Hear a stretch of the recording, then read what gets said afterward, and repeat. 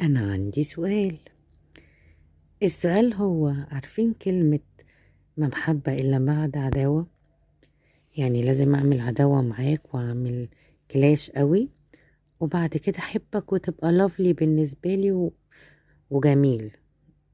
أنا مش مع المقولة دي، إن مش من طبيعة البشر اللي هي بتنسى بسهولة بجد أي عداوة أو أي خدش حصل.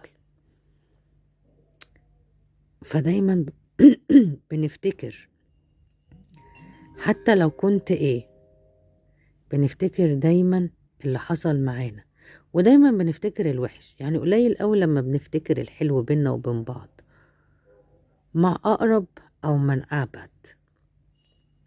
انتوا معايا في ده ولا لأ؟ وده سؤالي، هل فعلا في محبة بعد عداوة ولا دايما احنا ما بننساش؟ والإجابة